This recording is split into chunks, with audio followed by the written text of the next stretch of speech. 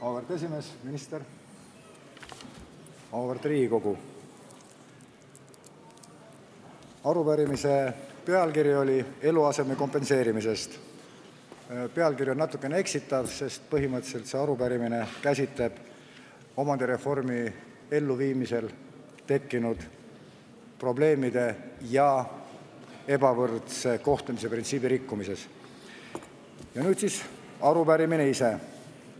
Austatud minister, Tallinna linna elamufond koosneb munitsipaalmajadest, munitsipaalkorterid, sotsiaalmajadest, sotsiaalkorterid ning sotsiaalmajandusüksustest, voodikohad ning piretoad.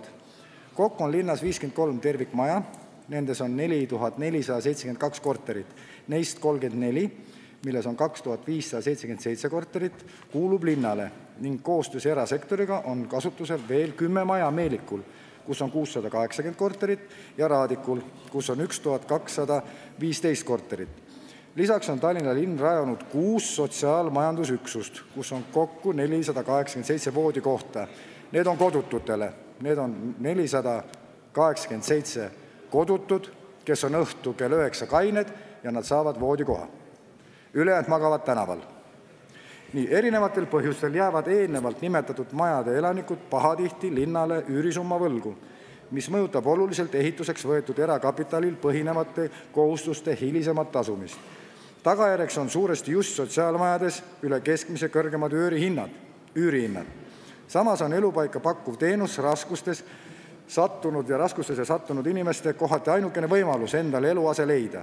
See näitab teenuse vajalikkust, kuid hind ei tohiks küündida keskmisest üürihinnast kõrgemale.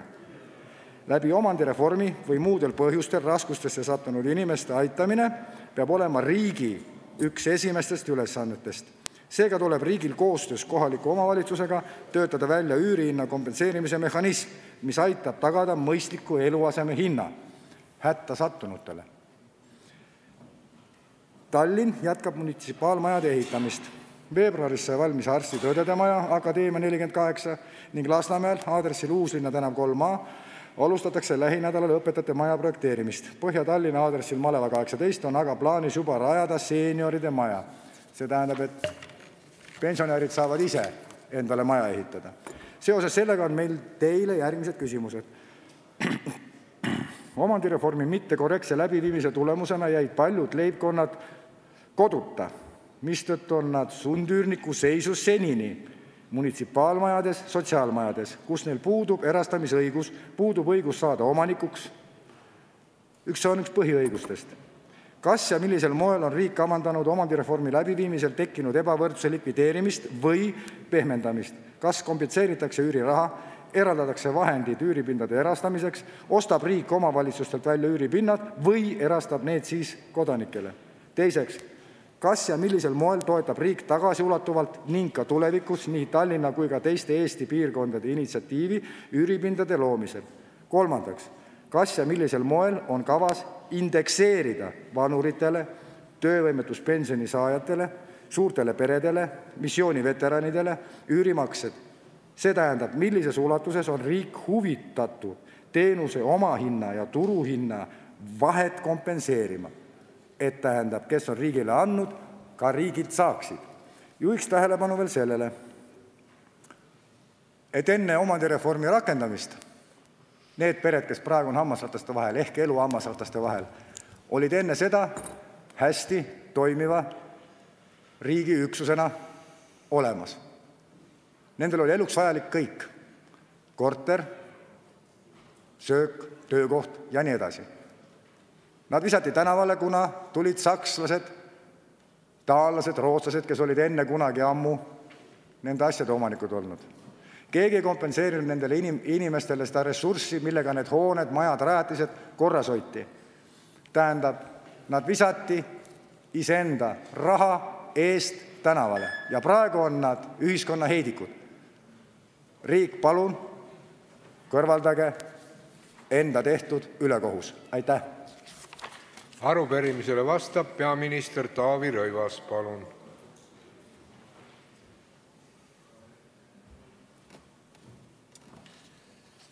Austatud juhataja, lugupeetud arupärijad, austatud Riigikogu.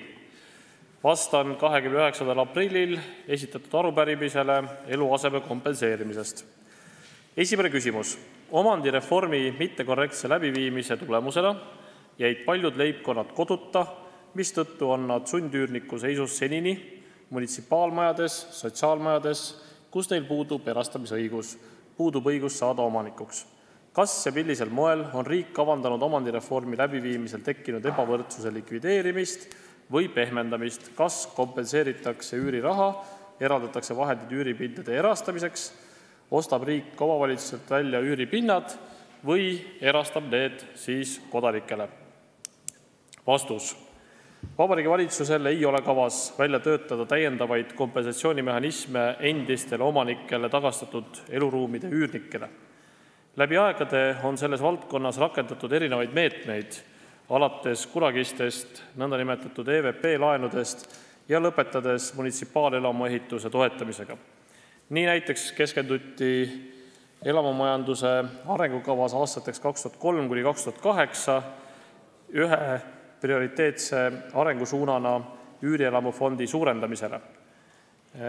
Selle puhul toetas riik kuni 50% ulatuses üürielamute ehitamist, korterite ostmist või olemasolevate hoonete või üürielamute loomise eesmärgil teostatavate korterite renoveerimist.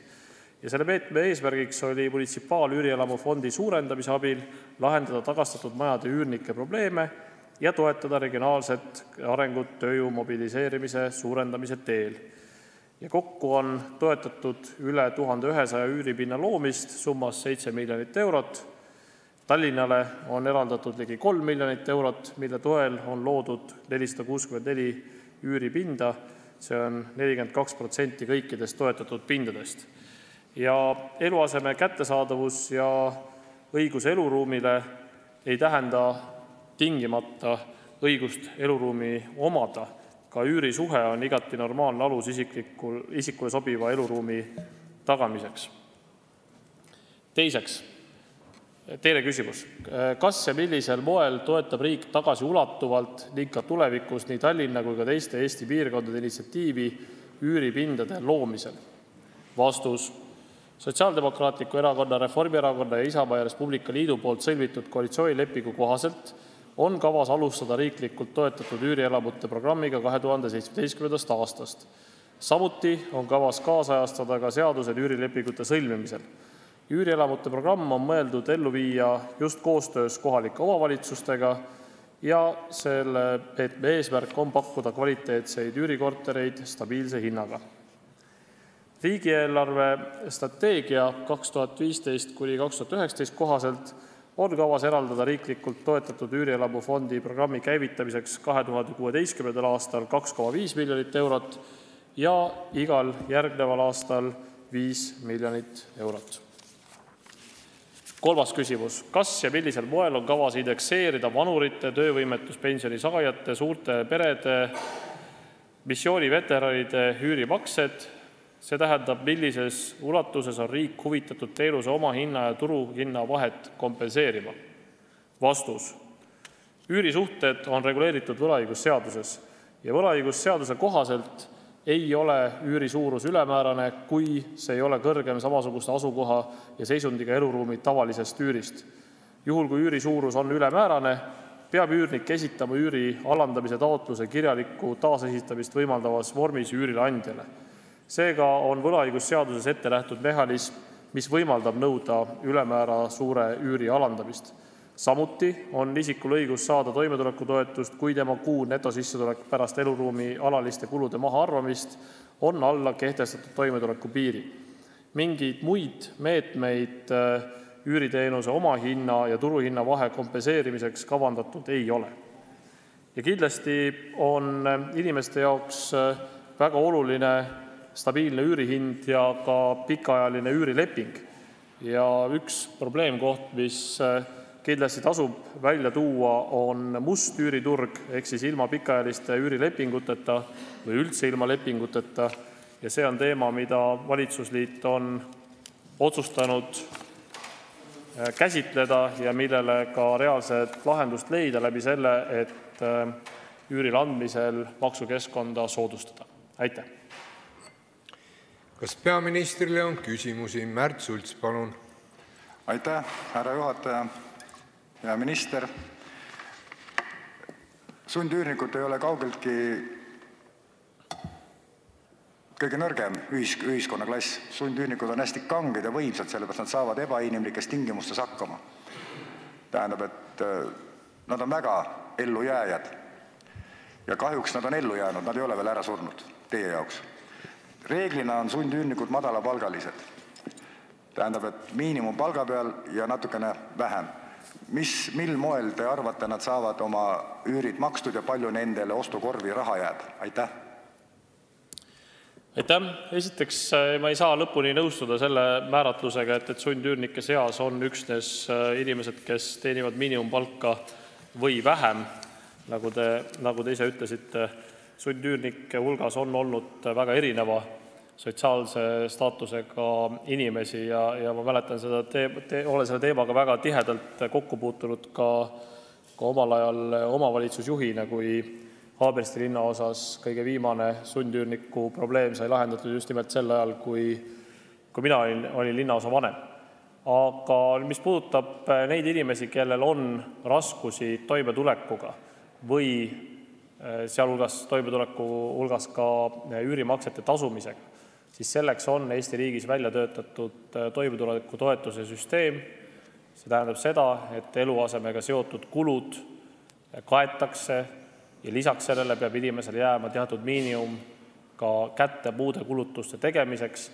Valitsus on kokku leppinud, et me järgmise aasta algusest oluliselt tõstame seda toimetuleku piiri, kui seni on see olnud 90 eurot pereliikme kohta ja see 90 eurot tõusis alles sel aastal eelmise valitsuse otsusena ja parlamendi kaasabil loomulikult, siis nüüd on plaan see tõsta 130 euroni pereliikme kohta, mis tähendab seda, et need inimesed, kelle toimetulek on kõige keerulisem, nende seis järgmise aasta algusest kahtlemata paraneb. Aitäh!